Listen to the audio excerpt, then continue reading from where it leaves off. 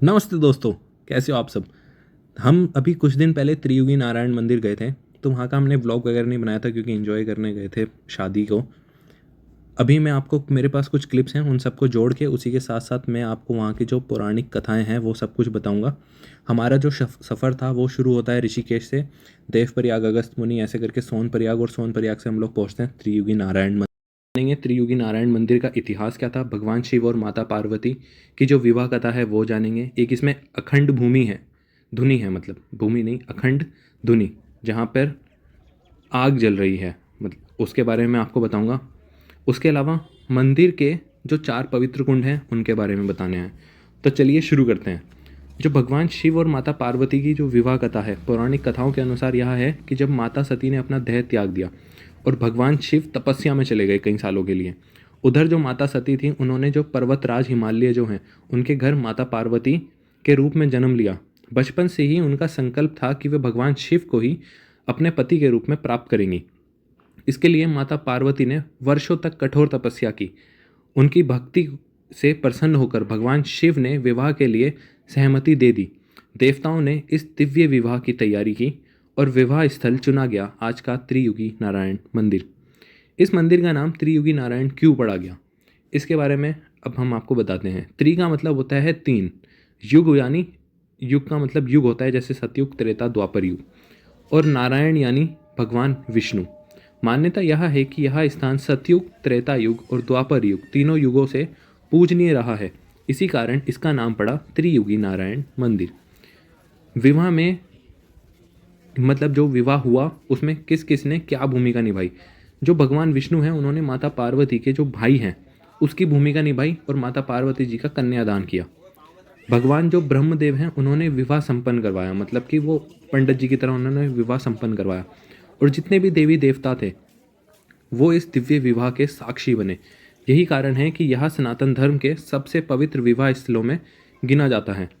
यहाँ पे एक अखंड धुनी है, उसका रहस्य ये है कि मंदिर के सामने जो पवित्र अग्नि कुंड है, जब माता पार्वती और भगवान शिव की शादी होने लगी तो अग्नि प्रज्वलित की गई, तो ये तब से ही जल रही है, इसीलिए इसका नाम अखंड धुनी रखा गया है।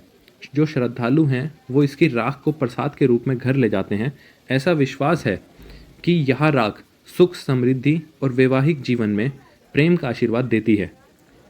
यहाँ पे 4 पवित्र कुंड हैं त्रियुगी नारायण के आसपास। पहला कुंड है रुद्र कुंड, दूसरा कुंड विष्णु कुंड, तीसरा ब्रह्म कुंड और चौथा है सरस्वती कुंड। मान्यता यहाँ है कि इन कुंडों का जो जल है वो अत्यंत पवित्र है और यहाँ स्नान करने से पुण्य प्राप्त होता है। मंदिर की जो वास्तुकला है, जो डिज़ाइन है, वो केदारनाथ से काफ़ी मिलती जुलती है। जो केदारनाथ का मंदिर है यह हिमालय में जिस तरीके से जहाँ पे बना हुआ है वहाँ पे कठिन जलवायु, मतलब तेज़ जलवायु चलती है। उसके साथ साथ आसपास माउंटेन्स हैं, वो भी स्नो वाले, जो जिन पे बर्फ़ पड़ती है। और यहाँ पे सर्दियों में भी थोड़ी बहुत ही बर्फ़ पड़ती होगी। ये इतने सालों से इन सब चीज़ों को देखने, मतलब बर्फ़ झेल रहा है, सब कुछ है, वो चीज़ें इसको बहुत ही ज़्यादा दिव्य बना देती हैं। यहाँ पे लोग आजकल थोड़ा सा विवाह के लिए ज़्यादा आने लगे हैं। इसके पीछे का मैं आपको विश्वास बताता हूँ। लोग इस चीज़ पे विश्वास, लोगों का मानना ये है कि जहाँ पे भगवान शिव और माता पार्वती का विवाह हुआ, वहाँ विवाह करने से वैवाहिक जीवन सुखमय और अच्छा व्यतीत होगा। अब आप शादी की कुछ वीडियो देखिए, यहाँ पे मैं चला देता हूँ, थोड़ा सा एंजॉय करें।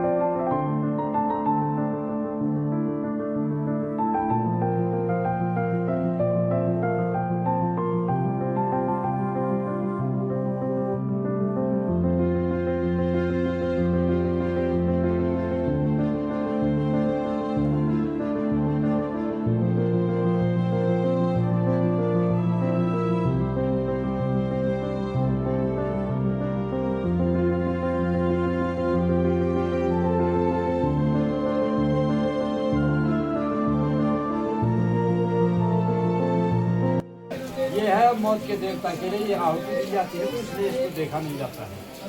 ओम परम मृत्यो अनुपरो हिबंतायस्ते असैतरो देवयाना चक्षुमस्ते सुमृते विभृतं मानं प्रजा गुंदिसयो वीरान स्वाहा।